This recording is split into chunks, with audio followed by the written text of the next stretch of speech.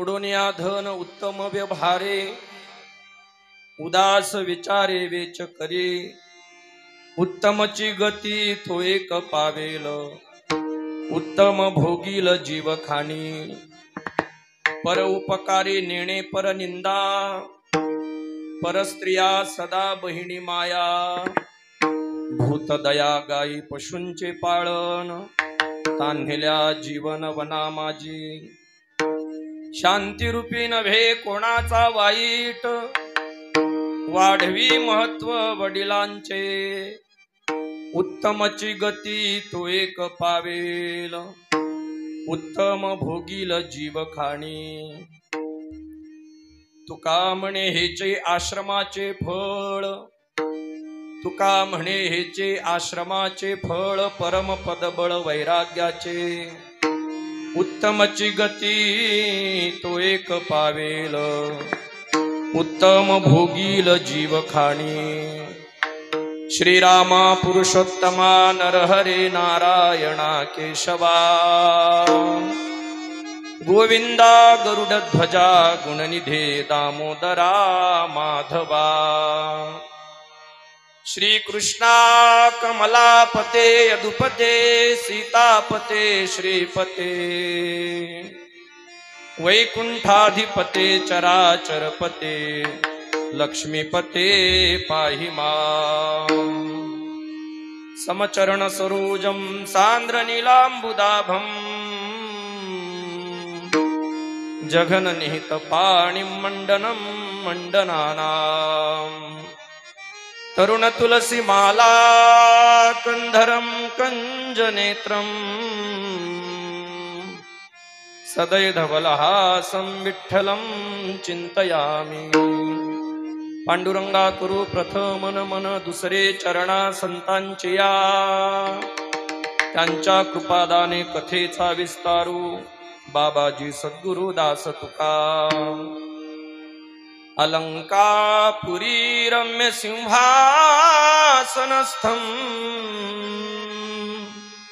पदाम्भोज तेजस्फुरद्दिक्प्रदेशम्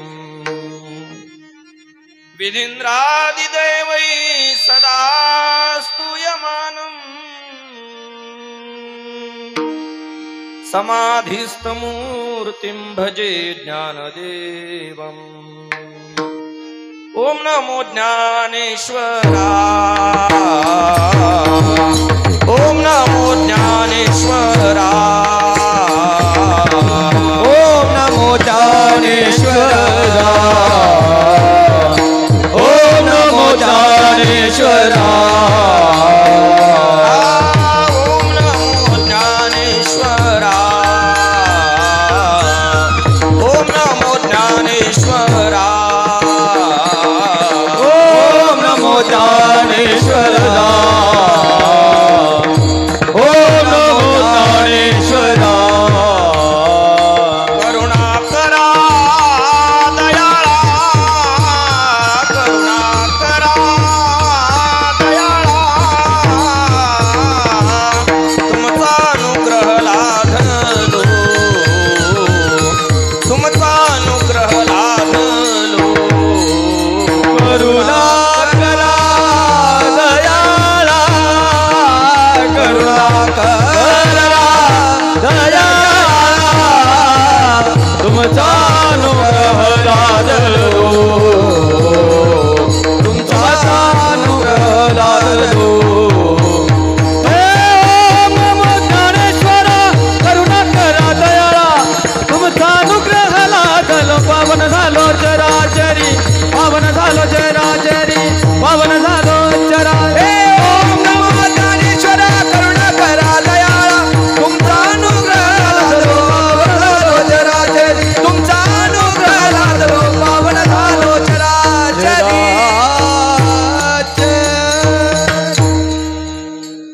देवादिदेवा जगत्रय जीवा पर्येसी केशवा विनंती माझी माझी वाणी तुझे वर्णी गुण नाम ऐसे दे प्रेम काही कळा नमो सद्गुरु तुकया ज्ञानदीपा नमो सद्गुरु सच्चिदानंद रूपा नमो सद्गुरु भक्त कल्याण मूर्ती, नमो सद्गुरु भास्करा पूर्ण कीर्ती. जयांचे केले स्मरण, होय सकळ विद्यांचे अधिकरण. तेची वंदू श्री चरण श्री गुरूंचे ते नमस्कारुनी आता. काय माझी वाणी मानिल संतांसी, रंजो चित्तासी आपुलिया. कर जोडी तो कथे काळी, कर जोडी तो कथे काळी, कर जोडी तो कथे काळी, कर जोडी तो कथे काळी. आपण असावे जवळी, आपण असावे जवळी. कर जोडी तो कथे काळी, कर जोडी तो कथे काळी. आपण असावे जवळी, आपण असावे जवळी. कर जोडी तो कथे काळी, कर जोडी तो कथे काळी. कर जोडी तो कथे काळी. आपण असावे जवळी, आपण असावे जवळी, आपण असावे जवळी. कर जोडी तो कथे काळी, आपण असावे जवळी, आपण असावे जवळी, आपण असावे जवळी. जोडून या धन उत्तम व्यवहारे, उदास विचारे वेच करे.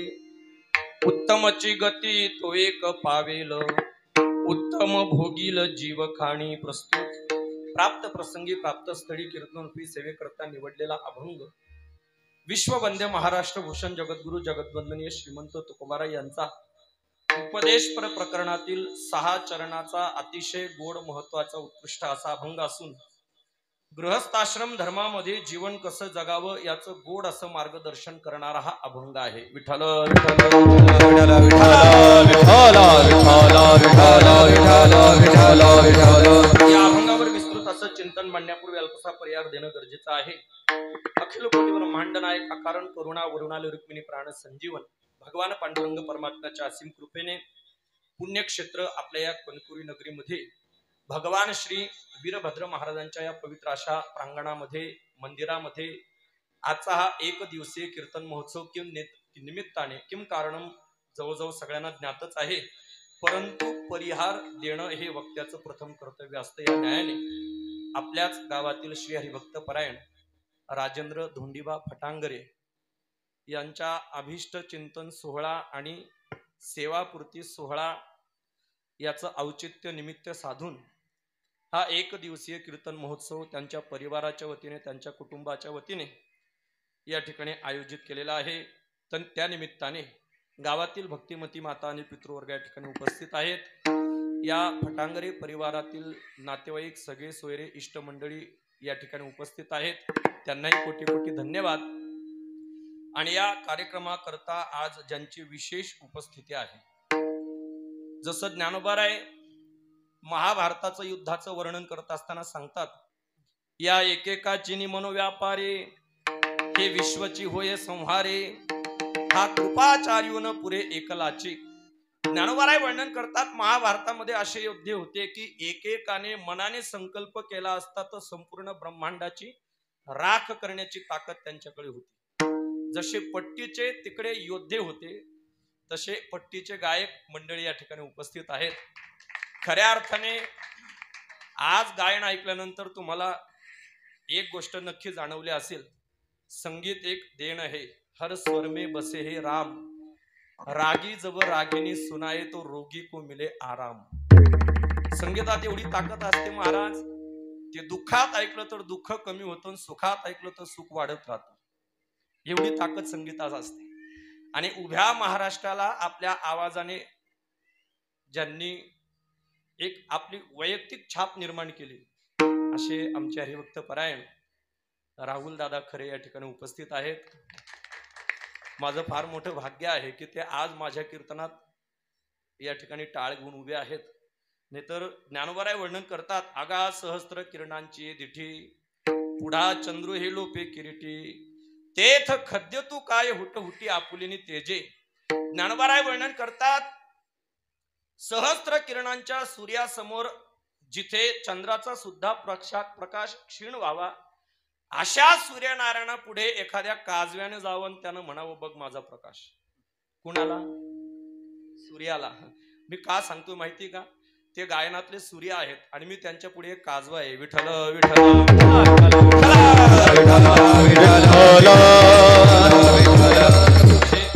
राहुल दादा खरे या ठिकाणी उपस्थित आहेत आणि त्यांनाच तेवढ्याच तोडीने साथ देणारे आमचे हरिभक्तपरायण वाबळे माऊली, ज्यांना सगळे प्रेमी मंडळी आदराने नाना म्हणतात. नाना तर नाना एक, वाबळे नाना, बाकीचे नाना करतील ता नाना, असे आमचे वाबळे माऊली या ठिकाणी उपस्थित आहेत.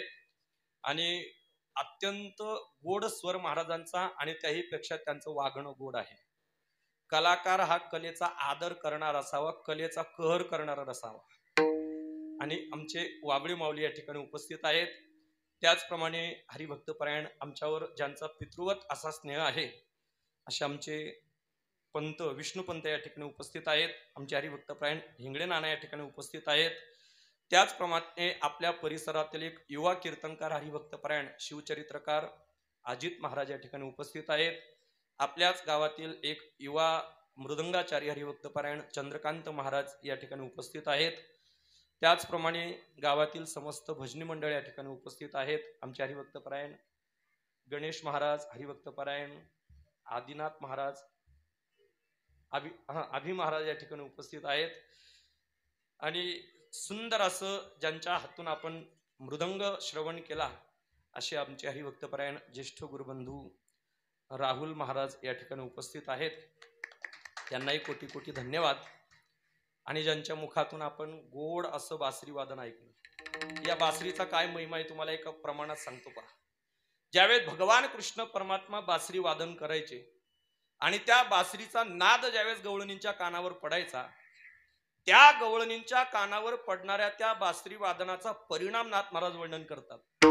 प्रपंच धंदा नाठवे काही, मुरलीचा नाद भरला हृदयी, पती सुताचा विसर पडला, याच्या मुरलीचा छंद लागला, नंद नंदन मुरली भाला, नंद नंदन मुरली भाला, नंद नंदन मुरली भाला, नंद नंदन मुरली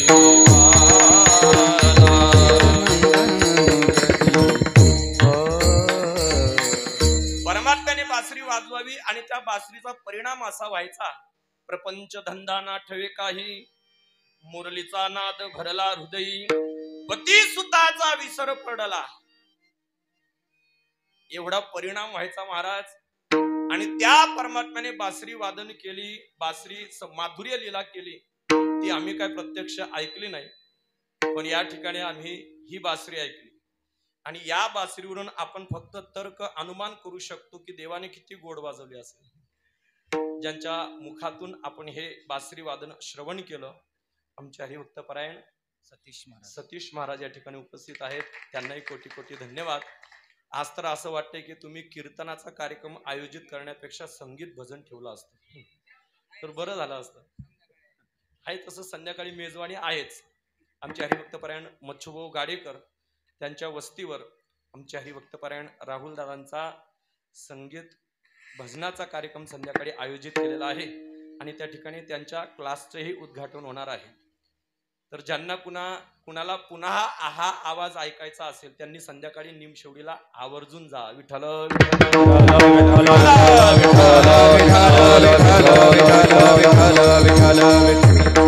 आमचे हरिभक्तपरायण नारायण महाराज गोतृक्ष या ठिकाणी उपस्थित आहेत. विणेकरी बाबा आमचे शिंदेभाऊ या ठिकाणी उपस्थित आहेत. आणि त्याचप्रमाणे गावातील प्रतिष्ठित माणसं या ठिकाणी उपस्थित आहेत. आमचे हरिभक्तपरायण पोटे महाराज, गेणू बाबा आणि आमचे हरिभक्तपरायण राहुल महाराजांचे वडील आमचे रंगनाथ नाना या ठिकाणी उपस्थित आहेत. परमार्थ हा कधीच वाया जात नाही महाराज. निष्काम बुद्धीने परमार्थ केला तर त्याचं फल असं प्राप्त होतं, असं प्राप्त होतं. आमचे हरिभक्तपरायण नाना या ठिकाणी उपस्थित आहेत, आमचे बापू या ठिकाणी उपस्थित आहेत, हरिभक्तपरायण रामभाऊ या ठिकाणी उपस्थित आहेत. त्यांनाही कोटी कोटी धन्यवाद. गावातील भक्तिमती माता आणि पितृवर्ग सगळ्यांच्या चरणावर नतमस्तक होतो. माझा आवाज तुमच्यापर्यंत जे पोहोचवत आहेत आमचे हरिभक्तपरायण गोकुळ भाऊ, त्यांनाही कोटी कोटी धन्यवाद. आणि हा संपूर्ण कार्यक्रम जे रेकॉर्ड करत आहेत आमचे हरिभक्तपरायण मितेश महाराज, वारकरी विचारधारा या यूट्यूब चॅनलला हा कार्यक्रम प्रसारित होणार आहे. त्यांनाही कोटी कोटी धन्यवाद. पुनश्च सगळ्यांच्या चरणावर विनम्र भावनेने अभिवादन करतो. एकच आहे, इंद्रासारखे वाजवणारे आहेत, गणगंधर्वासारखे गाणारे आहेत, ऐकणारे परीक्षिती राजासारखे आहेत, फक्त कीर्तनकार शुकाचार्य नाही. विठ्ठल विठ्ठल विठ्ठल विठ्ठल. अभंग जगद्गुरु तुकोबारायांचा 6 चरणाचा आहे. आपल्याकडे वेळ कमी आहे आणि अभंग फार मोठा आहे. तसं विचार केला तर कीर्तन संपण्याच्या वेळेला कीर्तन चालू होते, त्याच्यामुळे आपल्याकडे बॉल कमी रन जास्त काढायचे. म्हणून शब्दशः या अभंगाचा भाव तुमच्या समोर प्रगट करणार आहे. बारकाईने विचार करा. मानवी जीवनामध्ये जन्माला आलेल्या प्रत्येक जीवाच्या दृष्टीने 4 वला अत्यंत महत्व आहे. किती? 4 वला अत्यंत महत्व आहे.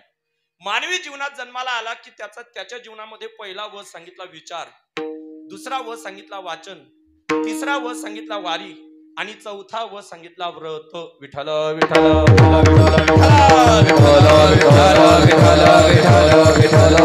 मानवी जीवनामध्ये जन्माला आला की त्याच्या जीवनामध्ये विचार फार महत्वाचा आहे, फार महत्वाचा आहे. बारकाईने ऐका. या जगामध्ये काही गोष्टी आयुष्यातून एकदाच करायच्या असतात, आयुष्यातून एकदाच करायच्या असतात. काही गोष्टी 3 वर्षातून एकदा करायच्या असतात, काही गोष्टी दरवर्षी करायच्या असतात आणि काही गोष्टी क्षणोक्षणाला करायच्या असतात. बारकाईने ऐका. जगामध्ये काही गोष्टी या आयुष्यातून एकदाच करायच्या असतात, एकदाच. कोणती? एक गोष्ट अशी आहे की ती आयुष्यातून एकदाच करावी, एकदाच करावी. कोणती गोष्ट? शुभमंगल. आयुष्यातून लग्न आयुष्यात एकदाच करायचं, दुसऱ्यांदा केलं तर अंगदुखीच्या गोळ्या. लग्न आयुष्यातून एकदाच करायचं असतं. काही गोष्टी 3 वर्षातून एकदा करायच्या असतात. कुंभस्नान 3 वर्षातून एकदा करायचं. काही गोष्टी दरवर्षी कराव्या. वारी दरवर्षी करावी. पण काही गोष्टी मात्र क्षणोक्षणाला कराव्या. आमचे तुकोबाराय वर्णन करतात. तरावया पार भव सिंधू, तरावया पार हे भव सिंधू, तरावया पार भव सिंधू, तरावया पार. क्षणोक्षणी हाची करावा विचार, क्षणोक्षणी हाची करावा विचार, क्षणोक्षणी हाची करावा विचार, क्षणोक्षणी हाची करावा विचार. हो तरावया पार, तरावया पार हो सिंधू, तरावया पार, तरावया पार हो सिंधू. नाशिवंत देह जाणार सकळ, नाशिवंत देह जाणार सकळ. तरावया पार, तरावया पार हो सिंधू, नाशिवंत देह जाणार सकळ, नाशिवंत देह जाणार सकळ. क्षणोक्षणी हाची करावा विचार. तरावया पार भव सिंधू. तुकोबाराय वर्णन करतात. भवसागर तरण्याकरता प्रत्येक जीवाने प्रत्येक क्षणाला काय करावं? विचार करावा. आणि मानवी जीवन हे विचार प्रधान आहे. मानवी जीवन हे कसं आहे? इतर पशु पक्ष्यांच्या जीवनाच्या बाबतीत जर आपण विचार केला तर इतर पशु पक्ष्यांचं जीवन हे भोग प्रधान आहे. पशु काय पाप पुण्य जाणती, उत्तम मध्यम भोग भोगिती. त्यांचा देह हा भोग प्रधान आहे, साधूचा देह कर्म प्रधान आहे आणि मानवी देह हा विचार प्रधान आहे. मनुष्याने प्रत्येक क्षणाला काय करावं? विचार करावा. आपण नेहमी एक वाक्य ऐकतो पा, बोलून विचारात पडण्यापेक्षा विचार करून बोलावं. विठ्ठल विठ्ठल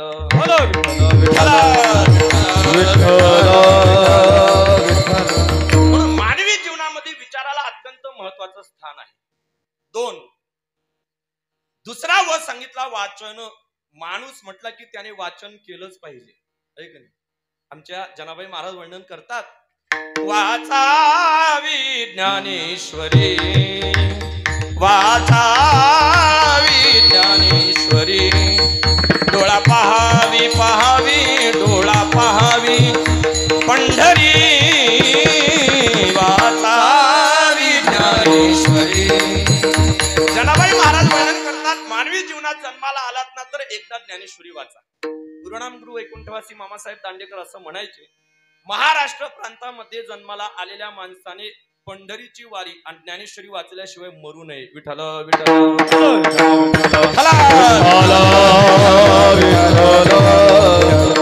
वाचन अत्यंत महत्वाचं आहे. पण का हो महाराज, का म्हणून ज्ञानेश्वरी वाचायची? ज्ञानेश्वरी वाचण्याचं अनेक प्रकारचं फल निवृत्तीनाथांपासून तर निळोबारायांपर्यंत सगळ्या संतांनी वर्णन केलेलं आहे. त्या सगळ्याच प्रमाणांचा आणि सगळ्याच विचारांचा आपल्याला या ठिकाणी विचार करायचा नाही, फक्त एक प्रमाण डोळ्यासमोर आणायचं. ज्ञानेश्वरी का वाचायची पहा. जनाबाई महाराज वर्णन करतात, वाचील जो कोणी जनी त्याची लोटांगण. जनाबाई महाराज वर्णन करतात, जो ज्ञानेश्वरी वाचेल मी त्याच्या चरणावर काय करीन, लोटांगण घालीन. जरा बारकाईने तुम्ही विचार करा. जनाबाई महाराज ज्यावेळेस दळण दळण्याकरता बसायच्या आणि परमात्म्याला आळवायच्या, सुंदर माझे जाते ग फिरे बोते ओव्या गाऊ कौतुके तोये रे बा विठ्ठला, सासू आणि सासरा धीर तो तिसरा, ओव्या गाऊ भतारा तोये रे बा विठ्ठला. भगवान परमात्म्याला आळवायच्या. जनाबाई महाराज परमात्म्याला तीव्र साथ द्यायच्या. एग एग विठाबाई माझे पंढरीची आई. आणि महाराज तीव्र हाक परमात्म्याला मारली की तेवढ्याच वेगात परमात्मा तिथे यायचा. आणि जनाबाई महाराजांच्या समोर आल्यानंतर परमात्मा जनाबाई महाराजांना दळू लागायचा. आणि दळता दळता जनाबाई महाराज जशा म्हणतील तसं परमात्म्याने माग म्हणावं. कुठपर्यंत? जनाबाई महाराज इथपर्यंत म्हणायच्या, पांडुरंग माझा पिता. देवाने माग म्हणावं, पांडुरंग माझा पिता. इथपर्यंत तर ठीक आहे, पण पुढे जनाबाई महाराजांनी म्हणावं, रखुमाबाई माझी माता. आहे का नाही? जगातला कोणता असा पती आहे को बायकोला माय म्हणतो? पण थोर प्रेमाचा भुकेला देवाने सुद्धा मागून असंच म्हणावं, रखुमाबाई माझी माता. आणि एक दिवस दळण दळत असताना जनाबाई महाराजांचा अधिकार पाहणार, नामयाची जणी सवेवेची शेणी. जनाबाई महाराज गौऱ्या वेचना करता निघाल्या की परमात्मा स्वतः चतुर्भुज रूप धारण करून त्या ठिकाणी जनाबाई महाराजांना गौरे वेचू लागायचे. एक दिवस भगवान परमात्मा दळता दळता झोप लागली म्हणून जनाबाई महाराजांच्या झोपडीतच निद्राधीन झाले. पहाट झाली आणि इकडे वारकरी मंडळी काकडा करण्याकरता देवळात पोहोचले. जनाबाई महाराज परमात्म्याला उठवतात, देवा अहो काकड्याची वेळ झाली, निघा. भगवान परमात्म्याने गडबडीत आपल्या अंगावरचा भरजरी शेला जनाबाई महाराजांच्या झोपडीत टाकला आणि फाटकी वाकड घेऊन जनाबाई महाराजांची परमात्मा मंदिरात निघून गेला. वाऱ्यासारखी बातमी संपूर्ण पंढरपुरामध्ये पोहोचली की भगवान परमात्म्याच्या भरजरी शेल्याची चोरी झाली. कथा भाग अत्यंत सुंदर आहे आणि आपण वारकरी असल्यामुळे हे जवळजवळ आपल्याला सगळ्यांना माहितच आहे, सांगून जास्त वेळ घेणार नाही. कुणीतरी बातमी आणली की भगवान परमात्म्याचा शेला हा जनाबाई महाराजांच्या झोपडीत आहे. सगळा ताफा जनाबाई महाराजांच्या झोपडीमध्ये पोहोचला आणि मुद्दे माला सकट चोरी पकडण्यात आली. महाराज आजपर्यंत ज्याचं कोणी बायको ऐकत नव्हती तो सुद्धा जनाबाई महाराजांना बोलायला लागला. आणि सर्वानुमते एक विचार ठरला की आता जनीला सुळावर द्यायचं. जनाबाई महाराजांना साखळदंडात अडकवलं. मध्यंतरीच्या काळात आपण एक सुंदर भावगीत ऐकलं होतं पहा. ओव्या गाऊनी स्वरात दासी जनीच्या घरात, दळण दळिले सख्या श्रीहरी, आळ चोरीचा माझ्यावरी, असा कारे पांडुरंगा केलास कावा. जनाबाई महाराज परमात्म्याला आळू लागल्या आणि मंदिरात समोरून जात असताना जनाबाई महाराज त्या सगळ्या लोकांना सांगते की माझी एक तुम्हाला विनंती आहे. म्हणे काय? मरता मरता एकदा मला फक्त भगवान पांडुरंग परमात्म्याचं दर्शन करू द्या. सगळ्यांनी विचार केला, ठीक आहे. एक चांगली इच्छा मनामध्ये निर्माण केलेली आहे. साखळदंडातून मुक्त केलं. जनाबाई महाराज परमात्म्याकडे निघाल्या. पण जाताना जनाबाई महाराजांची क्रिया कशी आहे पहा. डोईचा पदर आला खांद्यावरी नाही, असं कमरेला खोसला. अंगणामध्ये भांडण चालू असेल आणि एखादी माता माऊली स्वयंपाक घरात जर स्वयंपाक करत असेल आणि अचानक तिला जर कळालं या भांडणाशी आपला काहीतरी अर्थाअर्थी संबंध आहे, त्यावेळेस ती हातातलं काम सोडते त्या भांडणामध्ये सहभाग नोंदवण्याकरता घरातून बाहेर येते. ती कशी येते? का ताकद मिळते का भांडण करायला? तो आवेश आहे. आवेशात जनाबाई महाराज भगवान परमात्म्याच्या गाभाऱ्याकडे निघाल्या. आता एकीकडे देवाचा विचार करा. सामान्य ताकद आहे का परमात्म्याची? हा, म्या बोलविल्या वेदू बोले, म्या चालविल्या सूर्य चाले, म्या हलविल्या प्राणू हाले, जो जगाते चाळीता. किती ताकद आहे महाराज परमात्म्याची. 2 वर्षापूर्वी आपल्याला परमात्म्याची ताकद चांगली कळाली. सगळं जग लॉक केलं महाराज देवाने. एवढी ताकद आहे त्या परमात्म्याची. भागवतामध्ये भगवान परमात्म्याचे 24 अवतार सांगितले. जय जय मीन बराह कमठ नर हरी बली बामन, 24 अवतारांची यादी दिली. या सगळ्या अवतारांमध्ये भगवान परमात्म्याला सगळ्यात जास्त चिंता जर कोणत्या अवतारात असेल तर ती नरसिंह अवतारात होती. कारण ज्याला मारायचं आहे त्याला मारणं फार कठीण होतं. कुणाला? हिरण्यकश्यपूला. त्याने ब्रह्मदेवाकडून असे वरदान मागितले होती की देवाला सुद्धा काळजी वाटली याला कसं मारावं. पण मुद्दा आहे का, ब्रह्मदेवाकडे वरदान मागणारा हिरण्यकश्यपू जरी चतुर असेल पण त्याला मारणारा परमात्मा चतुरांचा राजा होता. चतुरा तो शिरोमणी, चतुरा तो शिरोमणी, गुणलावण्याची खाणी, गुणलावण्याची खाणी, मुकुट सकळा मुकुट सकळा मणी. धन्य तुझे विठोबा, चतुरा तो शिरोमणी, चतुरा तो शिरोमणी. तुझी विठोबा, चतुरा तो शिरोमणी, चतुरा तो शिरोमणी. हे चतुरा तो शिरोमणी, लावण्याची खाणी, मुकुट सकळमणी. धन्य तुझी विठोबा, हे चतुरा तो शिरोमणी, गुणलावण्याची खाणी, मुकुट सकळमणी. धन्य तुझी विठोबा. चतुरा तो शिरोमणी, गुणलावण्याची खाणी. तुकाराम वर्णन करतात, वर मागणारा हिरण्यकश्यपू चतुर होता पण त्याला मारणारा परमात्मा चतुरांचा राजा होता. किती चतुर आहे महाराज परमात्मा. आपल्या मध्य भारतामध्ये उज्जैन क्षेत्रामध्ये 2000 वर्षापूर्वी भोज नावाचा राजा एक राज्य करत होता. भोज नावाचा राजा. त्या भोज नावाच्या राजाच्या दरबारामध्ये कालांतराने त्या गादीवर जोही राजा शासन करत होता त्याला भोजच म्हणत होते. जसं जनक राजाच्या गादीवर जेवढे लोक आजपर्यंत राज्य करत आले त्यांना सगळ्यांना काय म्हणायचे? जनकच म्हणायचे. जनक राजाचं खरं नाव जनक राजा नाही. त्या गादीवर जसं एखाद्या गिरीच्या गादीवर बसले की सगळ्यांनाच काय म्हटलं जातं? गिरी म्हटलं जातं. तसं भोज राजाच्या दरबारामध्ये अलीकडे काही शेकडो वर्षापूर्वी भोज नावाचा राजा राज्य करत असताना त्या राजाच्या दरबारामध्ये कवी कालिदास नावाचे एक चतुर होऊन गेले. कवी कालिदास. त्या कालिदासाने एक मुलगी होती. सकाळी सकाळी त्या मुलीने स्नान केलं. स्नान केल्यानंतर केस वाळवण्याकरता ती आपल्या घराच्या गच्चीवर उभी होती. परमात्मा किती चतुर आहे पहा. 28-29 वर्षाचा तरुण मुलगा रस्त्याने जात असताना त्या मुलाचं लक्ष गेलं तिच्या सौंदर्याकडे. कबीर महाराज वर्णन करतात, नागसे नागिन बुरी हाट लगे कट खाय, नागिन से नारी बुरी देखत लहरी आय. कबीर महाराज वर्णन करतात. त्या मुलीच्या सौंदर्याकडे पाहिल्यानंतर याने तिला लग्नाची मागणी घातली. परिचय नाही, कुठून आला असेल माहिती नाही. आणि डायरेक्ट येऊन समोर आल्यानंतर त्याने काय केलं, लग्नाची मागणी घातली. बरं, अशा रस्त्याने जाणाऱ्या आयऱ्या गैऱ्या मुलाशी लग्न करायला ती काय सामान्याची मुलगी होती का? कवी कालिदासांची मुलगी होती. तिने त्याला नकार दिला, पण नकार कोड्यात दिला. ती मुलगी त्याला सांगते, अरे दुसऱ्याच्या, मी 5व्याची 6वी आहे, तू 9 मला किती दिलंस, 11व्याने माझ्या घरी पाणी भरून 12व्या सारखा जरी तरफडलास तरी मी तुझ्याशी लग्न करणार नाही. त्याने मान खाली घातली, तो निघून गेला. पण तुम्ही जरा विचारात पडला असाल, ही नेमकी काय भानगड आहे? भानगड नाही, एकदम सोपं आहे.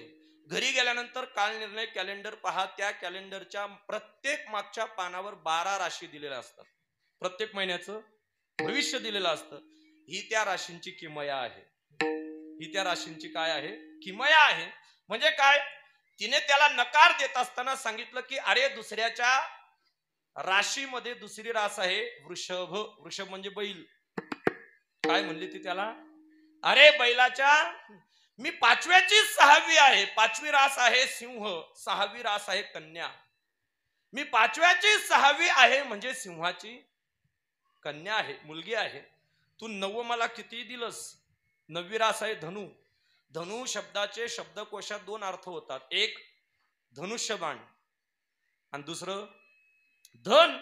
तू 9 मला किती दिलंस, अर्थात धन मला किती दिलंस. 11व्या सारखा जरी, 11व्याने माझ्या घरी पाणी भरलंस, 11वी रास आहे कुंभ. कुंभ म्हणजे घडा. घड्याने जरी माझ्या घरी पाणी भरलंस आणि 12व्या सारखा जरी तरफडलास तरी मी तुला वश होणार नाही. 12वी रास आहे मीन. मीन म्हणजे मासा. माशासारखा जरी तरफडलास तरी मी तुझ्याशी लग्न करणार नाही. का सांगतो मी तुम्हाला? एवढी चतुर मुलगी ज्याने निर्माण केली असेल तो निर्माण करणारा किती चतुर असेल. विठ्ठल विठ्ठल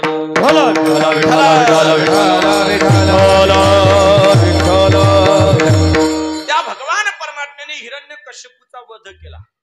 राम अवतारामध्ये प्रतिकूल परिस्थिती असताना सुद्धा वानरांचं आणि अस्वलांचं सहकार्य घेऊन 100 योजन समुद्रावर दगडाचा पूल तयार करून लंकेत प्रवेश केला. रावणासहित संपूर्ण राक्षस कुळाचा नाश केला. विभीषणाला लंका दान केली.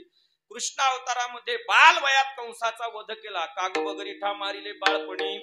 एवढ्या मोठ्या दैत्यांचा वध करणारा परमात्माच्या पण ज्यावेळेस जनाबाई महाराज आवेशाने परमात्म्याच्या गाभाऱ्याकडे येऊ लागला त्यावेळेस प्रत्यक्ष विठ्ठलाच्याच मांड्या विठ्ठल विठ्ठल विठ्ठल विठ्ठल. घाबरला महाराज परमात्मा. थरथर करू लागला परमात्मा. का? मोठ्या मोठ्या दैत्यांचा विनाश करणारा परमात्मा पण भक्तांचा क्रोध सहन करू शकत नाही. भगवान परमात्मा घाबरला. जणी आवेशात आहे, जणी रागात आहे. ही मला काय बोलून टाकेल याचा भरोसा नाही. परमात्म्याने मान खाली घातली. भगवान परमात्मा बरं बायकोच्या पदराच्या मागे लपावत. बायको दुसऱ्या मंदिरात. रुक्मिणी माता जवळ आहे का? नाही, तिथं दुसऱ्या गाभाऱ्यात आहे.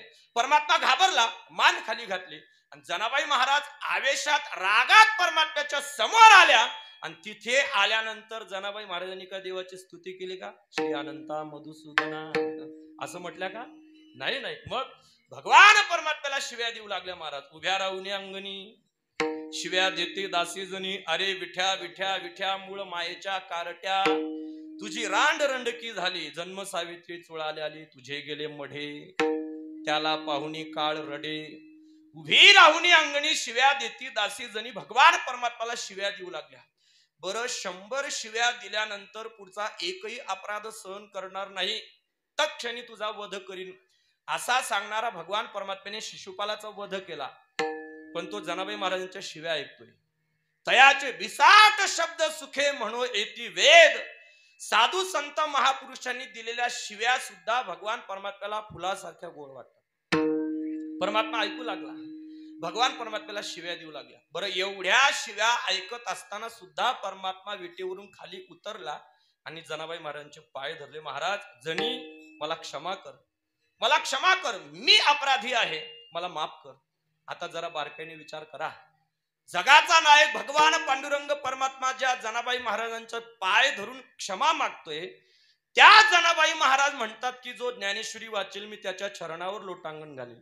एवढ्या एका प्रमाणावरून तुम्ही विचार करा ज्ञानेश्वरी वाचणाऱ्याचा अधिकार केवढा असेल. विठ्ठल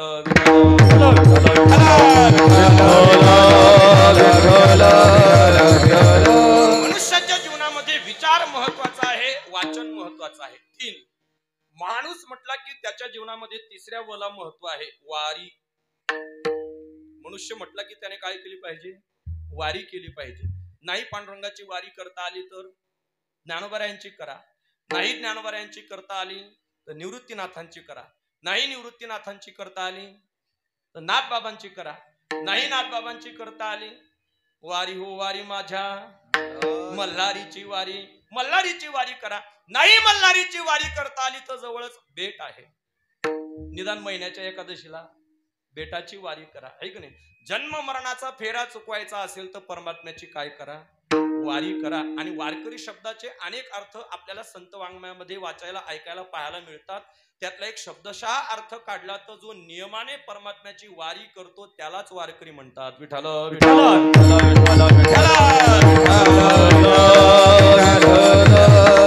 जगद्गुरु तुकोबाराय भगवान परमात्म्याच्या समोर उभे आहेत. भगवान परमात्मा तुकोबारायांना विनंती करतात, तुकोबाराय 1-2 पिढ्यांपासून नाही तर जवळजवळ 8 पिढ्यांपासून विश्वंभर बाबांपासून तुमच्या कुळामध्ये वारी सुरू आहे, पण आजपर्यंत कुणीच माझ्याकडे काही मागितलं नाही. माझी तुम्हाला हात जोडून विनंती आहे, काहीतरी मागा ना.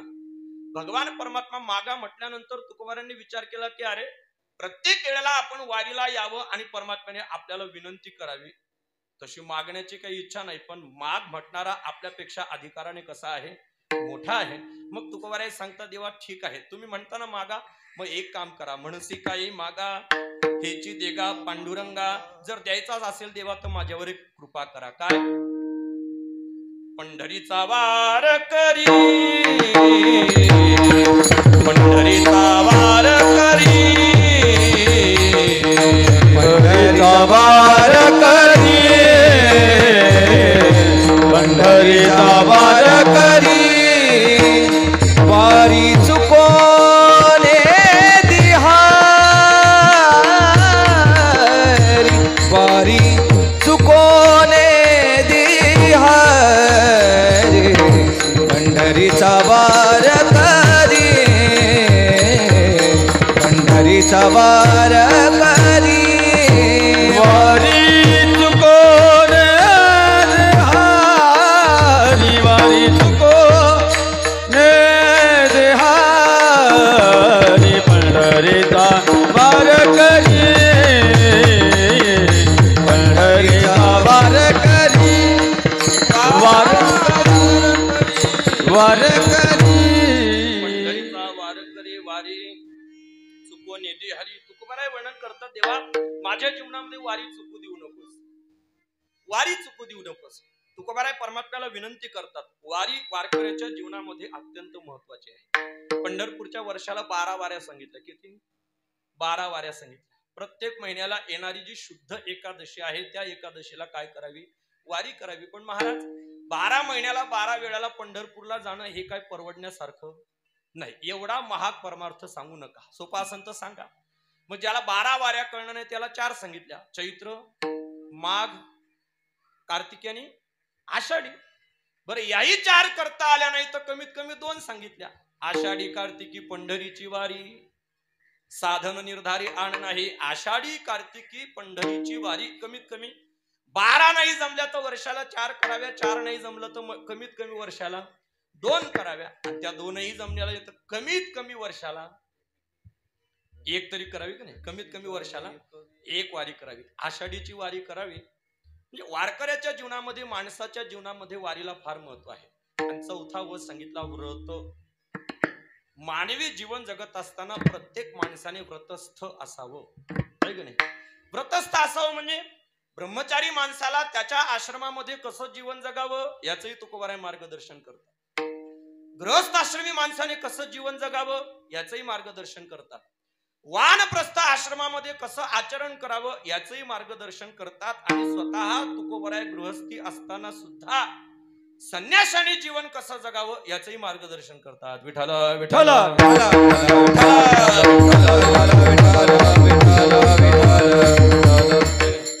तुकोबाराय उपदेश करतात.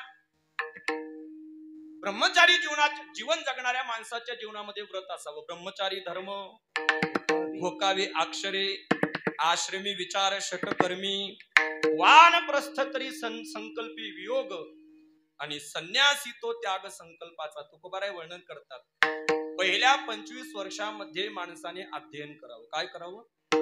अध्ययन करावं. ब्रह्मचारी धर्म घोकावी अक्षरे. हे सरकार आता म्हणतं की मुलाचं लग्नाचं वय 21 पाहिजे, पण शेकडो वर्षापूर्वी आमच्या धर्मग्रंथाने सांगितलं की पहिले 25 वर्ष ब्रह्मचर्याचं पालन करावं. पहिल्या 25 वर्षामध्ये काय करावं? ज्ञानाचं अर्जन करावं. ब्रह्मचारी धर्म घोकावी अक्षरे. पुढचे 25 वर्ष गृहस्थाश्रम धर्मामध्ये जीवन जगावं. त्या गृहस्थाश्रम धर्मामध्ये कसं आचरण केलं पाहिजे त्याचा विचार एक स्वतंत्र आहे. याच अभंगातून आपल्याला त्याचा विचार करायचा आहे. पुढचे 25 वर्ष वानप्रस्थ सांगितलं. वानप्रस्थ तरी संयोगी वियोग. वानप्रस्थ जीवन जगत असताना घरामध्ये राहायचं, पण घरात नसल्यासारखं राहायचं. है की नाही? पक्षी अंगणी उतरते ते का गुंतुनी राहते, तैसे असावे संसारी जोवरे प्राचीनाची दोरी. वस्ती कर वस्ती आला, प्रातःकाळी उठून गेला. आता 1 महिन्यानंतर वाऱ्या सुरू होतील. वारीला एखाद्या गावामध्ये मुक्कामाला गेल्यानंतर कुठल्या तरी दारात आपण ओसरीमध्ये जागा शोधली. जागा शोधल्यानंतर रात्रभर आपण तिथे काय केला? मुक्काम केला. सकाळ झाली. सकाळ झाल्यानंतर उठलो, स्नान संध्या नित्यकर्म आटोपलं, कपाळाला गंध लावला, काय नित्यनेम असेल काकडा हरिपाठाचा तेवढा नित्यनेम केला, आपली बॅग उचलली, पुन्हा प्रवासाला निघालो. निघताना कधी असा विचार आला का आम्ही ज्या घरातल्या वस्त्रीमध्ये मुक्कामाला थांबलो त्या घराला विटा किती लागल्या असतील, सिमेंटच्या गोण्या किती लागल्या असतील, किती मजुरी दिल्या असेल, हा सगळा बंगला किती लाखात भांगला असेल, याचा कधी विचार आहे का? नाही. वस्ती कर वस्ती आला, प्रातःकाळी उठून गेला. त्या प्रवास करणाऱ्या माणसाला जसं त्या बंगल्याबद्दल आसक्ती नाही, तसं 51 पासून तर 75 वर्षापर्यंत माणसाने जीवन जगावं. घरातच राहावं, पण घरात नसल्यासारखं, वाळलेल्या नारळासारखं राहावं. वाळलेलं नारळ फोडल्याबरोबर कवटी बाजूला आणि गोटा बाजूला, असं जीवन जगा. काही काही लोक ओल्या नारळासारखं जीवन जगतात महाराज, सोडायला तयार नाही, सोडतच नाही. आणि शेवटचे जे 25 वर्ष आहेत संन्यासी तो त्याग संकल्पाचा. शेवटच्या 25 वर्षामध्ये म्हणजे 76 पासून तर 100 पर्यंत माणसाने संन्याशासारखं जीवन जगावं. जुन्या काळामध्ये जंगल भरपूर होती, त्यामुळे लोक घरादाराचा त्याग करून जंगलात निघून गेले. आता लोकांनी जंगलच ठेवले नाही, त्याच्यामुळे घरातच संन्याशासारखं जीवन जगावं. विठ्ठल विठ्ठल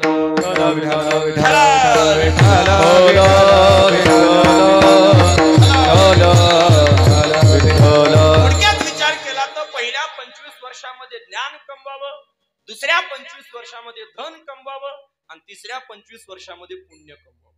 काय काय? तिसऱ्या 25 वर्षामध्ये पुण्य कमवावं. त्याचं कारण असं आहे, स्वर्गे पुण्यात्मके पापे जायजे, पापात्मके पापे नरका येईजे, मग माते जेणे पावी जेते शुद्ध पुण्य. ज्ञानोबाराय वर्णन करतात, अधिक पुण्य असेल तर मनुष्य स्वर्गात जातो, अधिक पाप असेल तर मनुष्य नरकात जातो, पण शुद्ध पुण्य असेल तरच परमात्म्याची प्राप्ती होते. थोडक्यात विचार केला तर परमार्थ करण्याकरता पुण्याची गरज आहे आणि प्रपंच साधण्याकरता धनाची गरज आहे. बारकाईने ऐका, मानवी जीवन जगत असताना माणसाने पुण्यवान व्हावं का धनवान व्हावं? पटकन बोला, काय व्हावं? पुण्यवान व्हावं. अर्थात माणसाने काय कमवावं? पुण्य कमवावं. दुसरा प्रश्न, परमार्थ प्रपंच पुण्याने चालतो का धनाने? कशाने चालतो? धनाने चालतो का नाही? समजा आता कीर्तन संपल्यानंतर मी बस मध्ये बसलो आणि प्रवास करता करता कंडक्टर माझ्या जवळ आला. मी जर त्याला म्हणलं जय हरी, तो म्हणून वय घरी, पैसे आला. प्रपंच साधण्याकरता धनाची गरज आहे आणि परमार्थ करण्याकरता पुण्याची गरज आहे. व शहाणा कुणाला म्हणतात ऐका, जो इहलोकातील सगळ्या प्रकारचं ऐश्वर्य भोगून परलोकाकरता पुण्याचा संचय करून ठेवतो त्याला शहाणा म्हणतात. विठ्ठल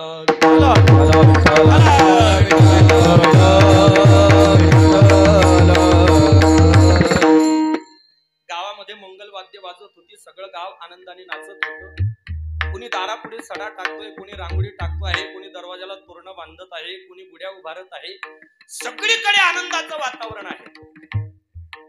गावात मेन गल्लीतून हत्तीवर सोन्याच्या अंबारीत 80 वर्षाच्या म्हाताऱ्याला वस्त्र अलंकाराने सुशोभित केलेलं सगळं गाव त्याच्या समोर नाचत होतं. पण त्या म्हाताऱ्याच्या एकेका नेत्राला 2-2 अश्रुधारा वाहत होत्या. सगळं गाव आनंदात होतं, म्हातारा मात्र दुःखी होता.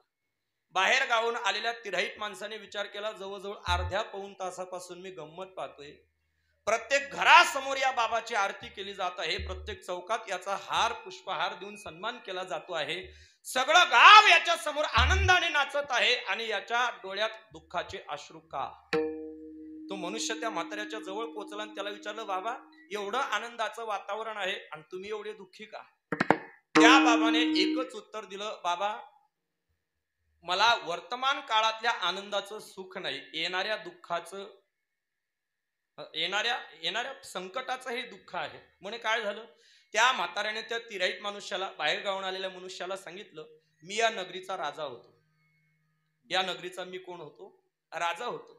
आणि आमच्या नगरीचा नियम आहे, 80 वर्ष राजाचं वय झालं की त्याला पाय उतार करतात, म्हणजे गादीवरून खाली उतरवतात. वाजत गाजत त्याची मिरवणूक काढतात आणि नदीच्या पलीकडे जंगलात सोडतात. हे जे वाजत गाजत माझी मिरवणूक काढत आहेत ना, हा तात्पुरता आनंद आहे, पण हे सगळे मला कुठे सोडणार आहे? नदीच्या पलीकडे.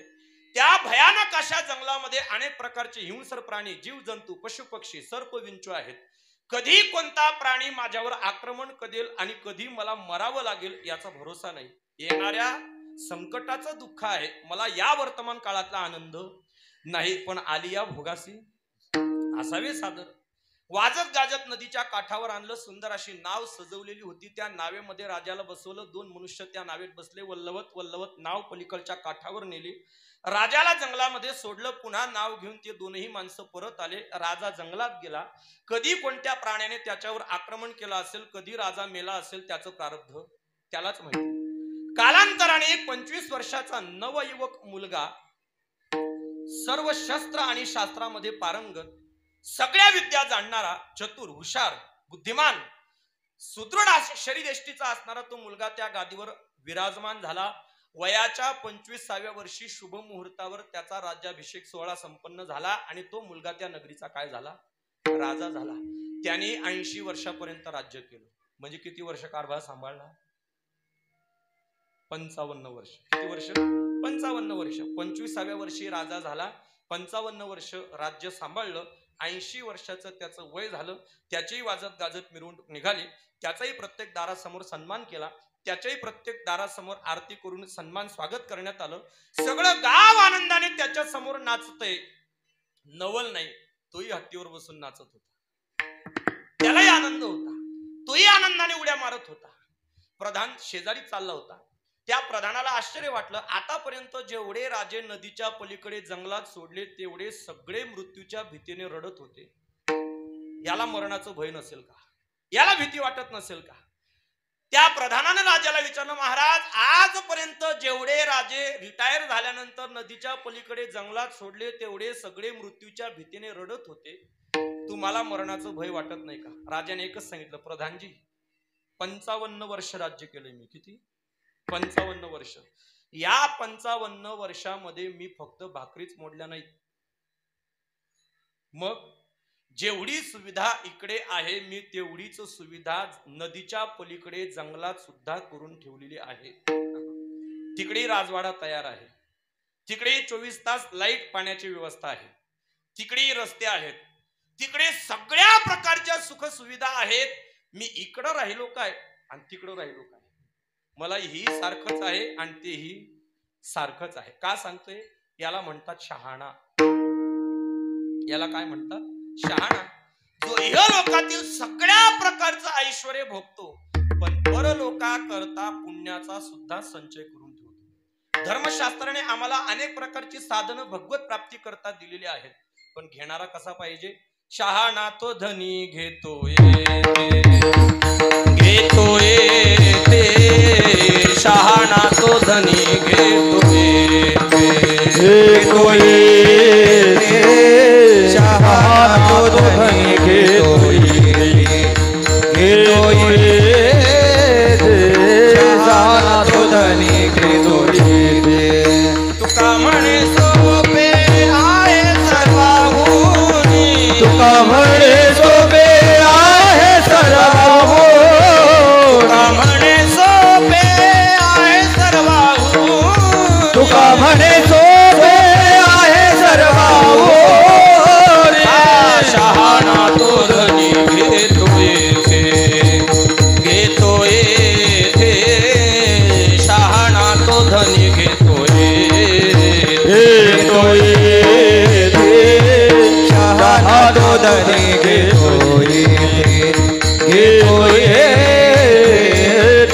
शहाणा तो धनी घेतोय तुका म्हणे सोपे आहे सर्वाहुनी शहाणा तो धनी घेतोय. येथे तुकोबाराय वर्णन करतात साधन अत्यंत सोपं सांगितलं, पण घेणारा कसा पाहिजे? शहाणा पाहिजे. म्हणून तिसऱ्या 25 वर्षामध्ये पुण्याचा संचय करावा. आणि ऐका, ज्याला पहिल्या 25 वर्षामध्ये ज्ञान कमवता आलं नाही, दुसऱ्या 25 वर्षामध्ये धन कमवता आलं नाही, तिसऱ्या 25 वर्षामध्ये पुण्य कमवता आलं नाही, तो चौथ्या 25 वर्षात काय करणार आहे? विठ्ठल विठ्ठल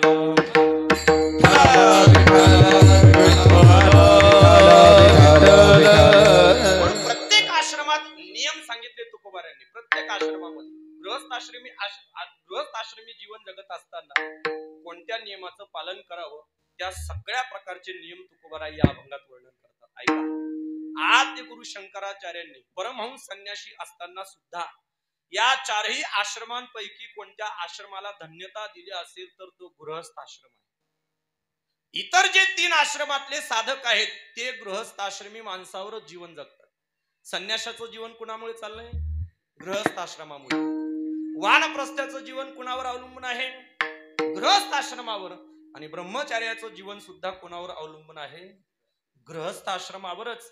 म्हणून तर आद्य गुरु शंकराचार्य वर्णन करतात, धन्यो गृहस्थाश्रम हा.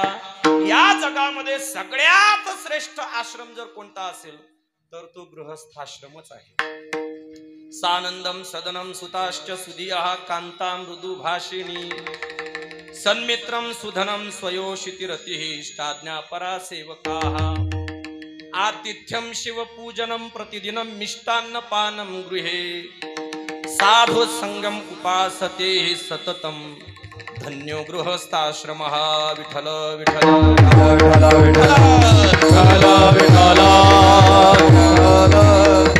सानंदम.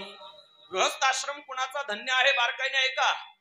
ज्या घरामध्ये गेल्यानंतर चित्ताला अत्यंत प्रसन्नता वाटते तो गृहस्थाश्रम धन्य आहे.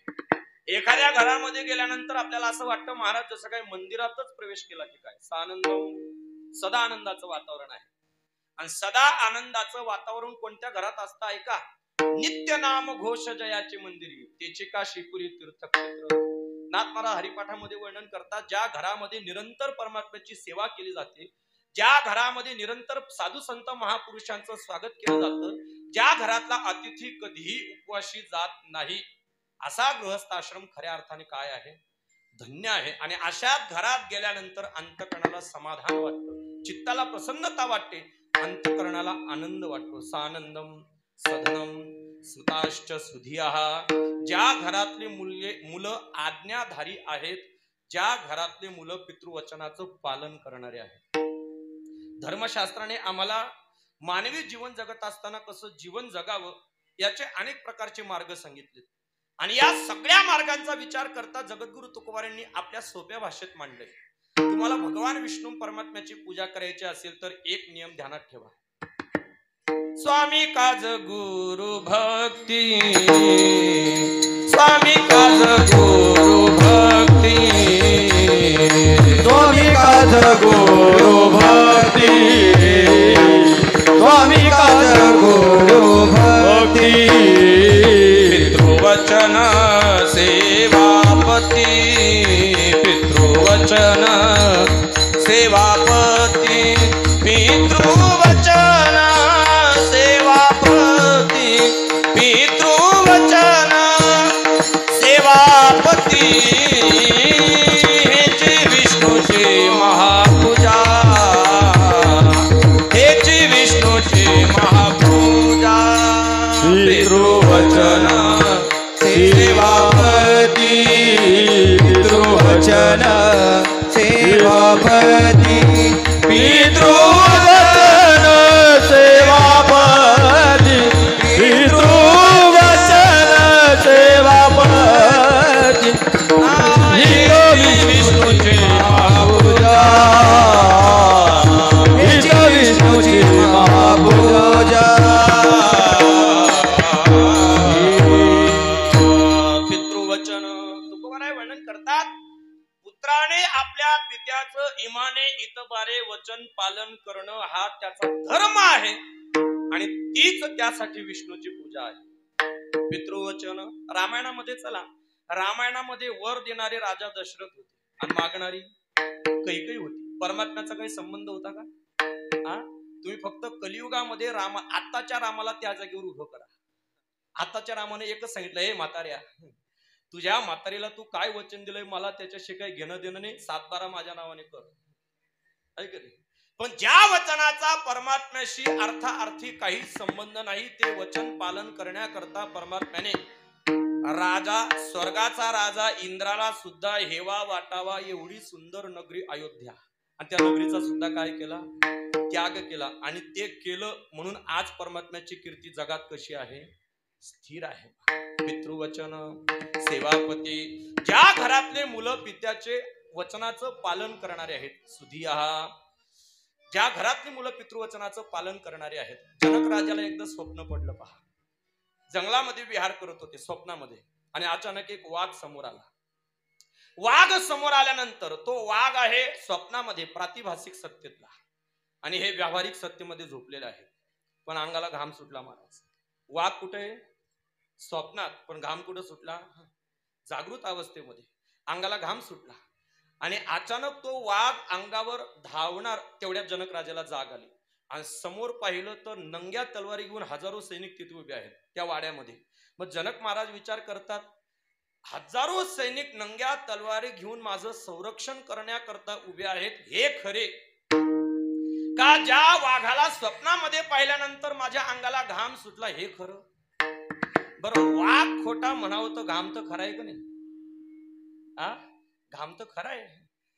आणि बरं, यांना, हे जे सैनिक आहेत यांना खरं म्हणावं तर वाघ पाहिल्यानंतर मला भीती का वाटली? मग हे खरं का हे खरं? मग येणाऱ्या प्रत्येक विद्वानाला ते विचारायचे, एकच प्रश्न विचारायचे, हे खरं का ते खरं? मान खाली घातली की त्याला ते तुरुंगात टाकायचे. कुहड नावाचे एक ऋषी होते, कुहड. त्यांनी त्या राज दरबारामध्ये प्रवेश केला, आणि जनकराजांनी त्यांनाही प्रश्न विचारला, हे खरं का ते खरं? हे निरुत्तर झाले. जनक राजाने यांनाही तुरुंगात टाकलं. त्या कुहड मुनींचा मुलगा होता अष्टावक्र. 8 ठिकाणी वाकडी होती. किती ठिकाणी? 8 ठिकाणी वाकडी होती. जन्माला आल्याबरोबर त्यांनी आपल्या आईला विचारलं, आई माझे बाबा कुठे आहेत? आईनं घडलेली सगळी घटना सांगितली.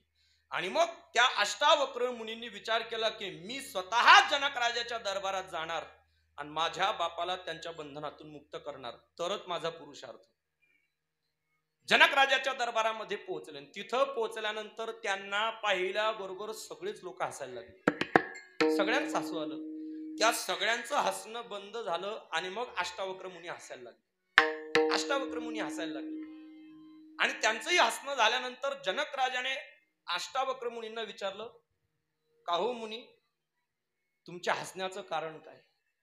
अष्टावक्र मुनींनी जनक राजाला विचारलं, माझं जाऊ द्या, पण तुमच्या सगळ्या लोकांचं हसण्याचं कारण काय ते सांगा.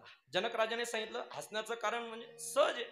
8 ठिकाणी वाकड्या असणाऱ्या माणसाला पाहिल्यानंतर कुणाला हसू येणार नाही? सहज एखादा लंगडा माणूस जर रस्त्याने चालत असला तर लहान मुलं सहज त्याला चिडवतात आणि आपल्या मनात आनंद साजरा करतात. मग 8 ठिकाणी वाकड्या असणाऱ्या माणसाला पाहून हसू येणार नाही तर काय येईल? तुम्हाला पाहिल्यानंतर मला हसू आलं, पण तुम्हाला का हसू आलं ते सांगा. अष्टावक्र मुनींनी एकच उत्तर दिलं, आजपर्यंत मी असं ऐकलं होतं की जनक राजाची सभा ही विद्वानांची सभा आहे, पण इथं ज्ञानाची नाही चामड्याची किंमत केली जाते. विठ्ठल विठ्ठल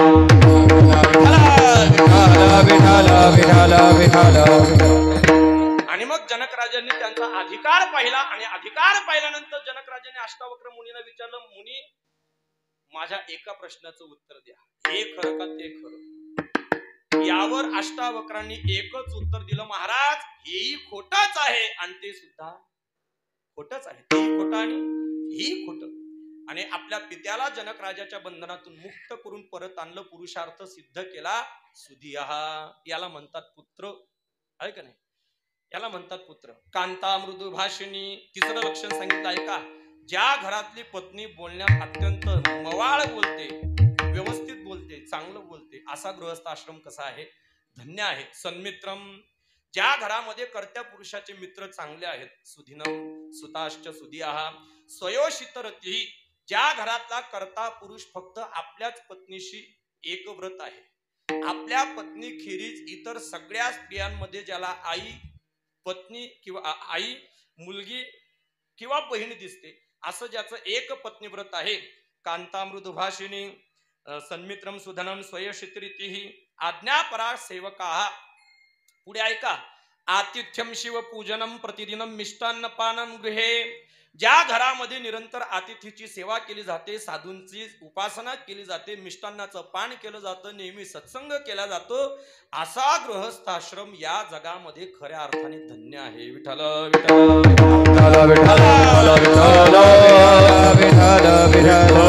असा गृहस्थाश्रम साध्य करण्याकरता या मृत्यूलोकामध्ये धनाची फार गरज आहे.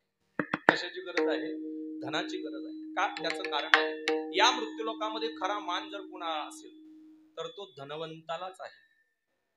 धनवंताला गी सर्व मान्यता आहे जगी, सर्व मान्यता आहे जगी. हे धनवंताला गी सर्व मान्यता आहे जगी, सर्व मान्यता आहे जगी.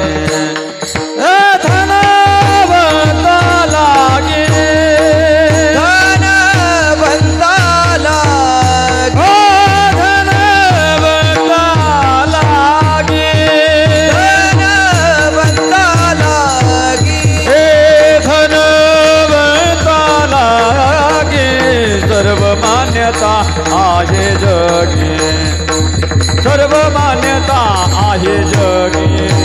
हे धनवंताला सर्व मान्यता आहे जगी, सर्व मान्यता आहे जगी. धनवंताला सर्व मान्यता आहे जगी. तुकोबाराय वर्णन करतात, या जगामध्ये सगळ्या लोकांच्या दृष्टीने मोठा जर कोण असेल तर तो धनवान आहे. कोण? धनवान. सब पैसे के भाई दिल का साथी नहीं कोई, सब पैसे के भाई. कबीर महाराज वर्णन करतात, पैसा तेरो कितने नाम, परशा परशु परशुराम. कबीर महाराज सांगतात, पैशाला 3 नावं असतात. एखादा मनुष्य दरिद्री असला की गावातला सामान्य मुलगा सुद्धा त्याला म्हणतो परशा. त्याच्याकडे थोडं धन आलं की तो परशाचा परशु होतो, आणि अधिक श्रीमंत झाला की लोक त्याला आदराने परशुराम म्हणू लागतात. पैसा तेरो कितनो नाम, परशा परशु परशुराम. आहे का नाही? सगळ्यात जास्त मान्यता कुणाला असेल तर ती धनवंतालाच आहे. धनवंताला या जगामध्ये मानतात. आणि मानवी जीवन जगत असताना या युगामध्ये तरी माणसाने धन कमवलंच पाहिजे. ती काळाची गरज आहे. कालाय तस्मै नमः. जुन्या काळामध्ये लोक म्हणायचे की पैसा सर्वस्व नसतं. काही ठिकाणी प्रेम सुद्धा महत्वाचं आहे का नाही? प्रेम सुद्धा महत्वाचं आहे. पण अलीकडच्या काळामध्ये पाहिलं तर लोक पैसाच सर्वस्व मानायला लागले, आहे की नाही?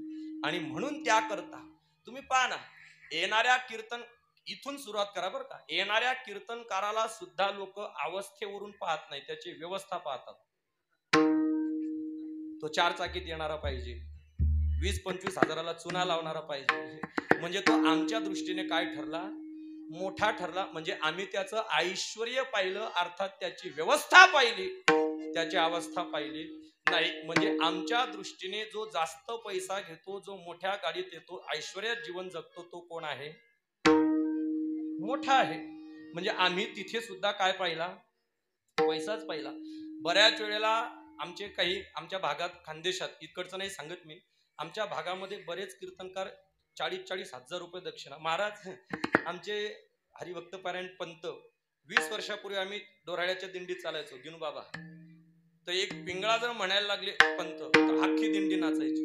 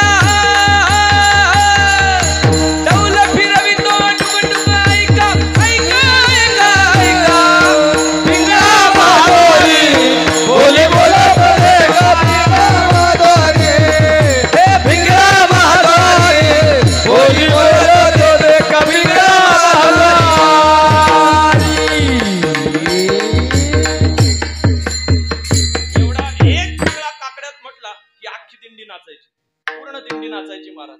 पण त्यावेळेस हे कळत नव्हतं की या एका पिंगळ्या करता आता लोक 35-35 हजार मोजतील.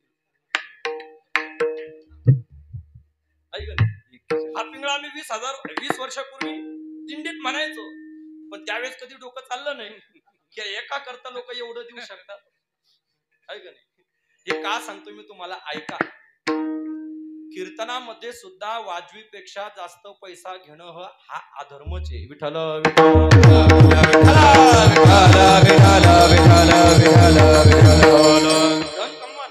आमच्याकडे बरेच कीर्तनकार आहेत, 10 बोटांमध्ये 10 अंगठ्या, गळ्यामध्ये मोठ्या मोठ्या तोळ्याच्या चैनी. पण त्यांच्याकडे पाहिल्यानंतर माझ्या मनात एकच विचार येतो, म्हणजे मला कोणाची वैयक्तिक टीका करायची नाही, पण एकच विचार येतो, एवढं ऐश्वर्य आम्ही जगाला दाखवतोय हे कुणामुळे? तुमच्या भिकेवर जगतोय ना आम्ही, है का नाही? शेतकरी असा घाम गाळून कार्यक्रम ठेवतो महाराज, आणि आम्हाला 10-20 हजार रुपये मोजून देतो. मग हे सगळं जे ऐश्वर्य, 20-30 लाखाच्या गाड्या, 2-2, 3-3 तोळ्याच्या चैनी, 10-20 ग्रॅमच्या अंगठ्या, हे सगळं आम्ही तुमच्याकडून घेऊन तुम्हाला दाखवते, म्हणजे आम्ही तुमच्याच भिकेवर जगतोय. गुरुनाम गुरु वैकुंठवासी मारुती बाबा गुरव संस्थेचे शिक्षक होते, आणि त्या काळामध्ये एक विद्यार्थी मधुकरी मागण्याकरता गेला, आणि मधुकरी मागायला गेल्यानंतर त्याच्या हातात घड्याळ होती. काय होती त्याच्या हातात? घड्याळ होती. आणि मधुकरी परत आणल्यानंतर जोग महाराजांना नैवेद्य दाखवत असताना मारुती बाबा गुरुवांनी त्या विद्यार्थ्याकडे पाहिलं, त्याच्या हातात घड्याळ पाहिली, आणि घड्याळ पाहिल्यानंतर त्याला एकच सांगितलं, हे कुणाला दाखवायला गेला होतास? अरे ज्यांच्या भिकेवर आपण जगतोय त्यांना. म्हणजे आम्ही ज्यांच्या संस्थेमध्ये अध्ययन केलं त्यांना एक घड्याळ सुद्धा कधी हातात सहन झाली नाही. मग हे ऐश्वर्य आम्ही दाखवायचं कुणाला? ज्यांच्या भिकेवर जगतोय त्यांना. तुम्ही फक्त असं 1 वर्ष ठरवा की जेवढे ठरवतील तेवढं द्यायचं नाही, आम्ही जेवढं देऊ तेवढं घ्यावं लागेल.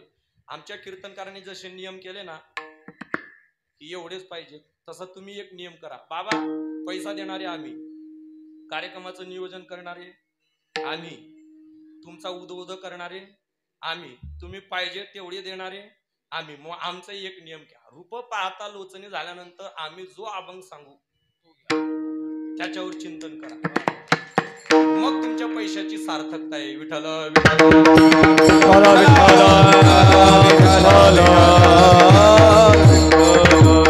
पण अलीकडे कसं झालंय माहिती का, नखरा केल्याशिवाय विक्राच होत नाहीये. काय नखरा केल्याशिवाय विक्राच होत नाही. जाऊ द्या, धन अत्यंत महत्वाचं आहे, अत्यंत महत्वाचं आहे, पण ते धन कसं कमवावं हे त्याही पेक्षा महत्वाचं आहे. आणि म्हणून तुकोबाराय वर्णन करतात, गृहस्थाश्रम धर्म चालवण्याकरता जशी धनाची गरज आहे तसं ते धन कोणत्या मार्गाने कमवावं हे अत्यंत महत्वाचं आहे. आणि तो मार्ग कसा असावा त्याचं मार्गदर्शन करत असताना तुकोबाराय सांगतात अभंगाच्या पहिल्याच्या, जोडोनिया धन उत्तम व्यवहारे, जोडोनिया धन उत्तम व्यवहारे, जोडोनिया धन उत्तम व्यवहारे, जोडोनिया उत्तम व्यवहारे.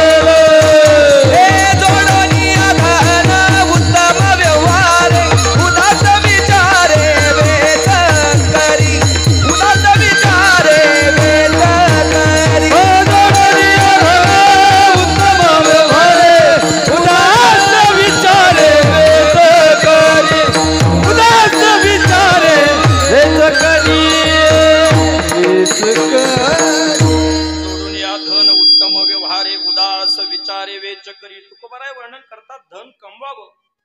धन कमवणं अत्यंत महत्वाचं आहे, ती काळाची गरज आहे. पण ते कसं कमवावं? उत्तम व्यवहारे, योग्य मार्गाने, उत्तम व्यापाराने, धर्माने, नीतीने, न्यायाने कमवावं, त्याला धन म्हणतात. ती लक्ष्मी आहे. चांगल्या मार्गाने कमवा, चांगल्या न्यायाने कमवा, नीतीने कमवा, धर्माने कमवा. धर्माने कमवलं तर ते धन आहे, आणि अन्यायाने कमवला तर तो पैसा आहे, त्याला लक्ष्मी म्हणता येत नाही. आणि कमवलंय पण त्याचा योग्य काळामध्ये, योग्य ठिकाणी आणि योग्य विचार करून विनियोग सुद्धा करा. आहे की नाही? काही काही लोक फक्त संचय करून ठेवतात, स्वतः करताही त्याचा उपयोग करत नाही, आणि दुसऱ्याला सुद्धा ना खाएंगे और ना खाने देंगे. आहे की नाही? स्वतः त्याचा उपयोग करा आणि दुसऱ्या करता सुद्धा त्याचा विनियोग करा. उदास विचारे वेच करी. या जगामध्ये काही लोकांचं जीवन धन्य आहे आणि काही लोकांचं जीवन शून्य आहे. धन्य जीवन कुणाचं आहे? ऐका. मानवी जीवनामध्ये जन्माला आल्यानंतर भगवंताची ज्याच्यावर प्रीती आहे, भगवंताचं ज्याच्यावर प्रेम आहे, अशा जीवाचं जीवन कसं आहे? धन्य आहे. देवावर तर सगळेच प्रेम करतात, देव कुणाला आवडत नाही महाराज, देव तर सगळ्यांनाच आवडतो. पण आम्हाला देव आवडतो हे महत्वाचं नाही, देवाला आपण आवडलो पाहिजे, देवाला आपण आवडलो पाहिजे. आणि देवाची ज्याच्यावर प्रीती आहे, देवाला जो आवडतो, अशा जीवाचं जीवन कसं आहे? धन्य आहे. 2, जो नित्य परमात्म्याची वारी करतो, संतांची वारी करतो, अशा वारकऱ्याचं जीवन कसं आहे? धन्य आहे. धन्य धन्य वारकरी तुका म्हणे तेथीचे. 3, मानवी जीवन जगत असताना प्रत्येक प्राणी मात्र्याबद्दल ज्याच्या अंतःकरणामध्ये दया आहे, अशा दयार्णव अंतःकरण असणाऱ्या जीवाचं जीवन सुद्धा कसं आहे? धन्य आहे. तुकोबाराय वर्णन करतात, धन्य ते संसारी कोण? दयावंत जे अंतरी येथे उपकारासाठी आले, घरच्या वैकुंठी ज्यांच्या अंतःकरणामध्ये प्रत्येक प्राणी मात्र्याबद्दल दया आहे, अशा जीवाचं जीवन सुद्धा कसं आहे? धन्य आहे. आणि 4थी गोष्ट, जो नित्य नामस्मरण करणारा आहे, अशा नामस्मरण करणाऱ्या जीवाचं जीवन सुद्धा कसं आहे? धन्य आहे. याच्या उलट चला, मानवी जीवनामध्ये जन्माला आल्यानंतर ज्यानं आपलं संपूर्ण आयुष्य फक्त संसाराकरताच खर्च केलंय, अशा संसारात रंगलेल्या जीवाचं जीवन जगत असताना सुद्धा शून्य आहे. काही काही लोकांचं जीवन जगा तुम्ही पाहन, तुम्ही पैसा मारो परमेश्वर, पत्नी मेरा गुरु, बाल बच्चे साधू संत तो, सेवा किसकी करू. अशा लोकांचं काही जीवन असतं, आहे का नाही? आमच्या आयराणीमध्ये एक म्हण आहे पहा, मी कोणा लेवामा नाही, कोणा देवामा नाही, कीर्तन कत उजास माले धक्कावी लागत नाही. मी काय म्हणालो असेल, बऱ्याच लोकांना कळालं नसेल. काही लोकांचं जीवन असतं महाराज, काही कोणाशी घेणं नाही. काल परवा मी सहज विचार करत होतो, सकाळी उठणे, आपल्या कामाला लागणे, जेवणाची वेळ झाली किंवा जेवण करणे, संध्याकाळी काम करून घरी आले, पोटभर जेवण करून झोपणे, पुन्हा सकाळी उठणे, पुन्हा आपल्या मार्गाला लागणे, पुन्हा दिवसभर काबाड कष्ट करणे, पुन्हा संध्याकाळी येणे, झोपणे, जेवण करणे, पोटभर झोपणे, एवढं जीवन एका माणसाचं. मग आपल्याला जीवन मिळालंय कशा करता? खानावर सोना. मग परमार्थ कधी करायचा? काय भजनासी उरले ते पाहेगा. म्हणून पूर्णपणे संसारातच ज्यानं आपलं जीवन घातलंय, अशा संसारात रंगलेल्या जीवाचं जीवन शून्य आहे. अशा जीवाचं जीवन कसं आहे? शून्य आहे. आणि 2, मानवी जीवन जगत असताना जो अत्यंत कृपण आहे, कृपण म्हणजे कंजूस, अशा कंजूस माणसाचं जीवन सुद्धा कसं आहे? शून्य आहे. का बरं? कंजूस असल्यामुळे तो स्वतः करताही त्याचा उपयोग करत नाही, जगा करताही उपयोग करत नाही, म्हणून शून्य आहे. आणि दान धर्म करत नाही म्हणजे त्याला पुण्य करता येत नाही, म्हणजे त्याला इहलोकातही जगता येत नाही, परलोकाकरता सुद्धा काही करता येत नाही. मग अशा जीवाचं जीवन या जगामध्ये खऱ्या अर्थाने कसं आहे? शून्य आहे. बारकाईने ऐका, दुश्शिलो मातृदोषेन पितृदोषेन मूर्खता, कृपण हा वंशदोषेन स्वदोषेन दरिद्रता. ऐका, वाम मार्गाला आचरण करणारा मुलगा जन्माला आला, समजावं हे आईचं दोष आहे. हा दोष कोणाचा आहे? आईचा आहे. विश्रश्रवासारख्या ऋषींच्या पोटी सुद्धा रावण सारखा राक्षस जन्माला यावा, इथं दोष कोणाचा आहे? कैकसीचा आईचा दोष आहे. दुश्शीलो मातृदोषेन पितृदोषेन मूर्खता. एखाद्या कुळामध्ये मूर्ख मुलगा जन्माला आला की समजावा हा पित्याचा दोष आहे. पित्याच्या दोषाने मूर्ख मुलगा कुळात जन्माला येतो. किती मूर्ख. उन्हाळ्याचे दिवस संपूर्ण गाव मूर्ख म्हणायचं. तो विचार करायला लागला, माझ्यापेक्षा लहान मुलं मला वयाने मोठे असणारी माणसं मला मूर्ख म्हणतात, ठीक आहे, अधिकार आहे त्यांचा. माझे समवयस्क मला मूर्ख म्हणतात, ठीक आहे, समवयस्क आहेत, मित्राच्या नात्याने मूर्ख म्हणत असतील, मान्य आहे. पण जे माझ्यापेक्षा वयाने लहान आहेत अशी लहान मुलं सुद्धा मला काय म्हणतात, मूर्ख म्हणतात. अशा गावात आपल्याला राहायचं नाही. त्यानं गाव सोडलं, तालुका सोडला, जिल्हाही सोडला, 2-4 जिल्हे ओलांडून सांगली साताऱ्याकडे गेला. दुपारी 2-2:30 वाजेला वैशाख महिन्याचं कडक ऊन पडलेलं बसमधून खाली उतरला. पायी प्रवास करत होता. वैशाख महिन्याचं कडक ऊन, नद्या नाले सगळे आटलेले होते.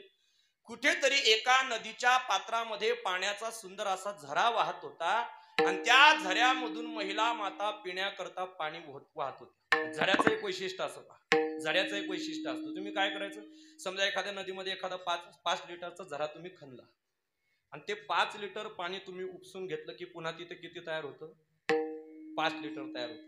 आणि पुन्हा ते उपसून घेतलं की पुन्हा तेवढंच तयार होतं. झरा असा असतो महाराज, तो कधीच आटत नाही. का सांगतो मी तुम्हाला, संचय करा पण तो उपसत राहा.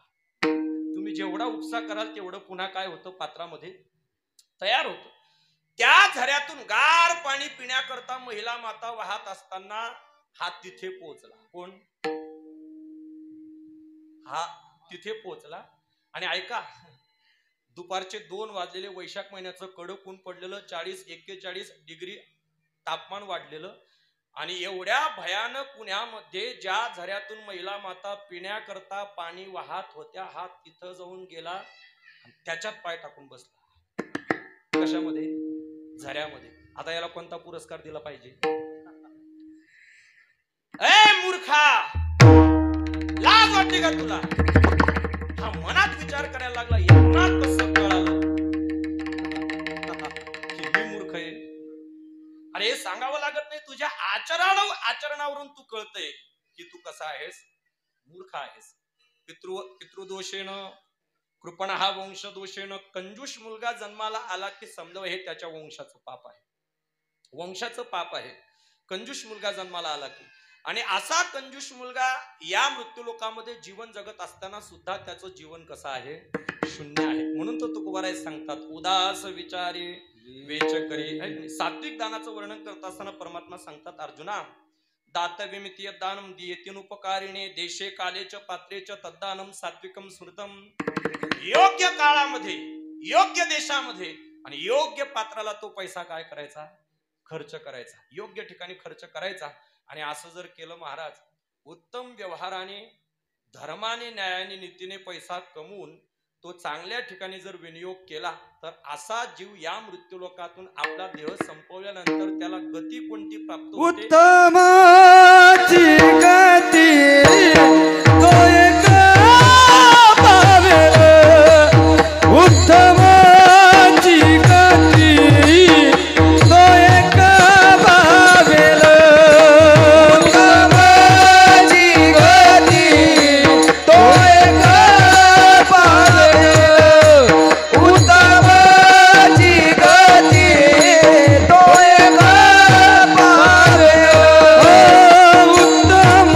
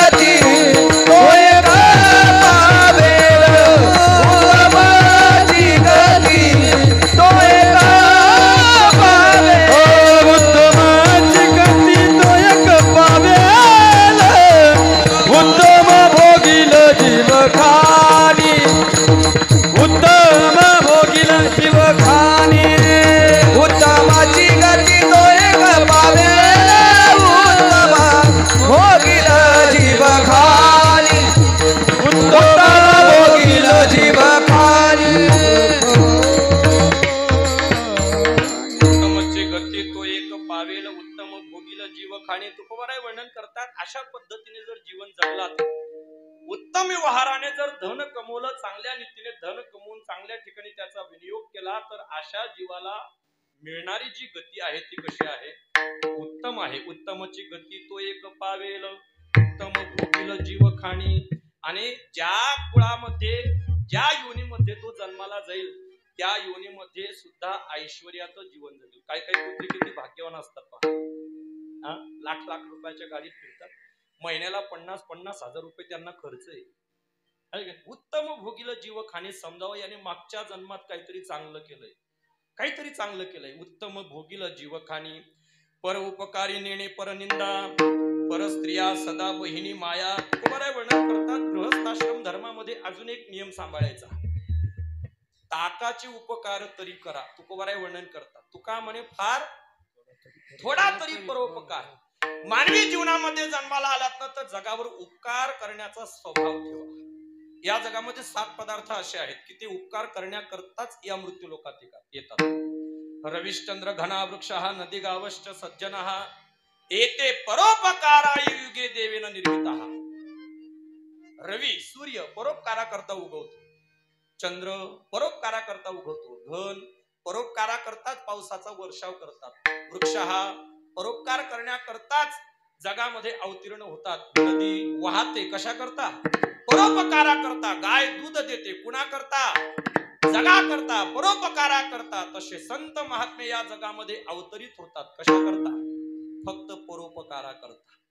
परोपकार नेणे परनिंदा, कुणाची निंदा करू नका. अनेकांचे काणी गुणदोष मना नाणी. तुकोबाराय वर्णन करता, स्तुती करायची असेल तर देवाचीच करा, आणि निंदा करायची असेल ती सुद्धा देवाचीच करा. स्तुती अथवा निंदा करावी देवाची, व्यर्थ मानवाची करू नये किंवा कीर्ती मानवाची करू नये.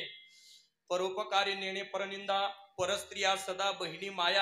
पुढे तान्हेल्या जीवन वना माझी. तुकोबाराय वर्णन करतात, एखादा तहानलेला असेल, त्या तहानलेल्या माणसाला त्याची तहान भागवा. एखादा भुकेलेला असेल तर त्याची भूक भागवा.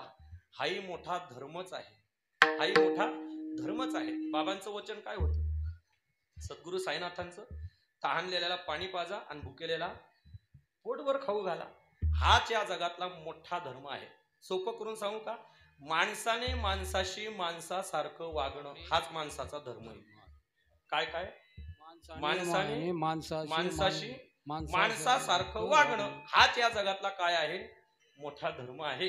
आणि या पद्धतीने जो जीवन जगतो, उत्तमची गती तो एक पावेल उत्तम भोगील जीवखानी. शांती रूपी नव्हे कुणाचा वाईट, वाढवे महत्व वडिलांचे. उत्तमची गती तो एक पावेल उत्तम भोगील जीवखानी. आणि अशा पद्धतीने जर जीवन जगलात तर हेच आश्रमाचं फळ आहे, हेच गृहस्थाश्रम धर्माचं फळ आहे, अभंगाचं शेवटचं. तुगा म्हणे हेची आश्रमाचे फळ, तुका म्हणे हेची आश्रमाचे फळ, तुका म्हणे आश्रमाचे फळ, तुका म्हणे आश्रमाचे फळ, तुका म्हणे हेची आश्रमाचे फळ. परमपद बळ वैराग्याचे, वैराग्याचे, परमपद बळ वैराग्याचे, वैराग्याचे. उत्तमची गती तो एक पावेल, उत्तमची गती तो एक पावेल. परमपद बळ वैराग्याचे, वैराग्याचे, परमपद बळ वैराग्याचे, वैराग्याचे. उत्तमची गती तो एक पावेल, उत्तमची गती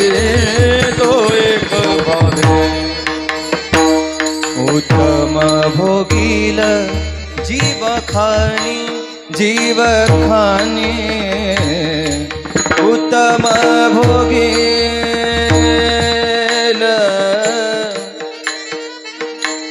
जीव खाने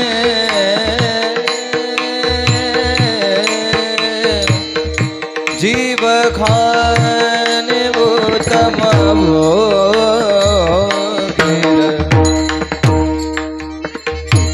हरे गरे गरे गरे गरे राम पम गम गरे हरे गरे गरे गरे गरे सा पम गम गरे मद मद मद नि धनि दम सदा नि धनि धनि नि धनि दम मद मद गम गरे गरे सा सदा नि धनि नि धनि दम मद गम गरे गरे सदा नि धनि नि धनि दम मद गम गरे गरे सा सा प प म म ग ग रे रे सा प म प ग म द द द नि नि ध नि ध नि ध प द म प ग म ग रे सा म ग रे सा म ग रे सा उत्तम भोगिल जीव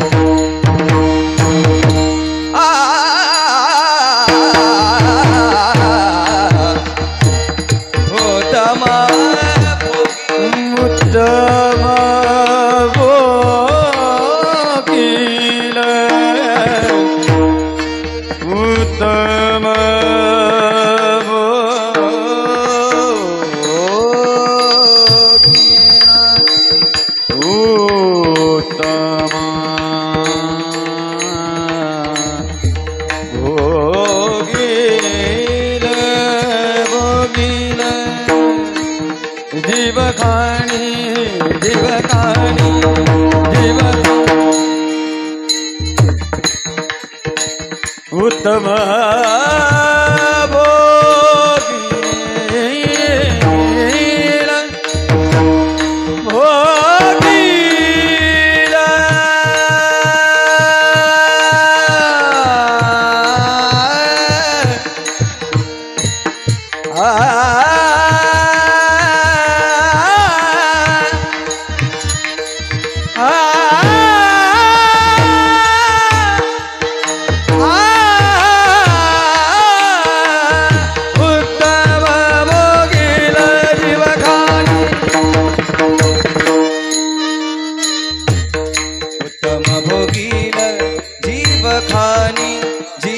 खाने उत्तम चिगती तो एक पावेला उत्तम चिगती तो एक पावेला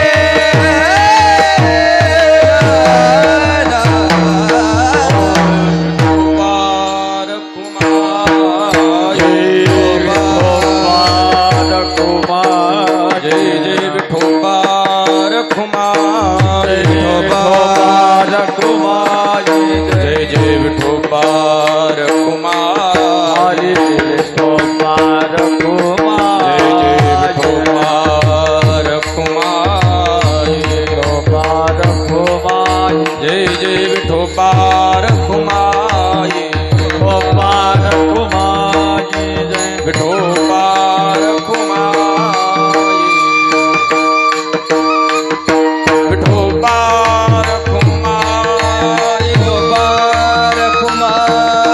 विठोबा रखुमाई विठोबा रखुमाई विठोबा रखुमाई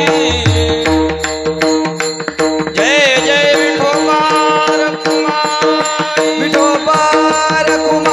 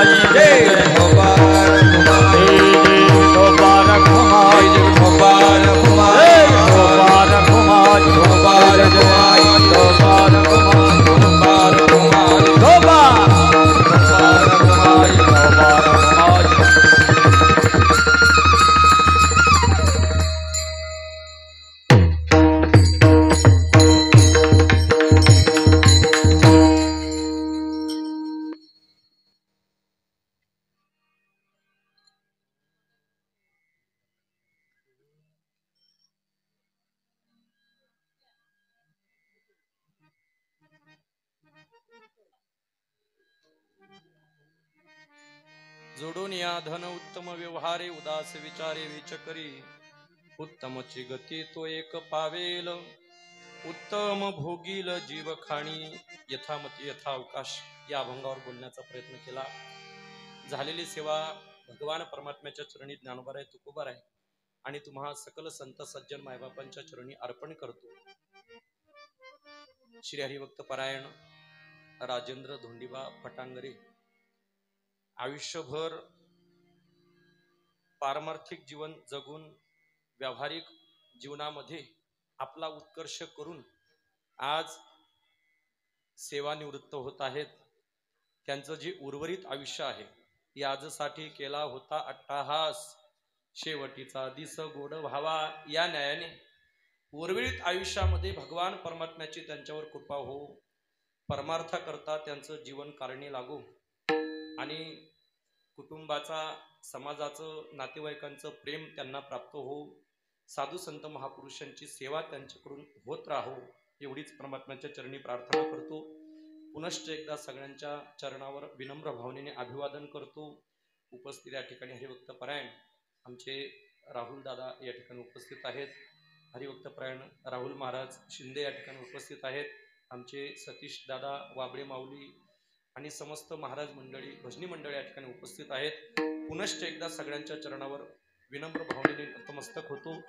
पुनश्च एकदा तुम्हा सगळ्यांनाच धन्यवाद देतो आणि या ठिकाणी थांबतो. तरी न्यूनते पुरते अधिकते सरते करुणी घ्यावे तुमते विनुतसे पायाच्या प्रसादे काही बोलिलो विनोदे मज क्षमा करणे संतीनो हे अंगभूत युक्ती करा क्षमा पराध महाराज तुम्ही सिद्ध ज्ञानेश्वर माऊली नाराज माऊली ज्ञानेश्वर माऊली नाराज माऊली महाराज ज्ञानेश्वर माऊली ज्ञानेश्वर माऊली नाराज माऊली ज्ञानेश्वर माऊली ज्ञानेश्वर माऊली नाराज माऊली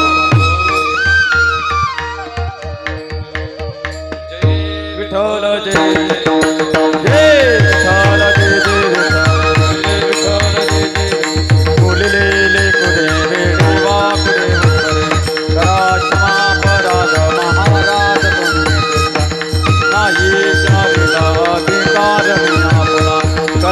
महाराज महाराज का म्हणे अपराध महा राजस्वी सिद्ध ज्ञानदेव तुकाराम तुकाराम तुकाराम तुकाराम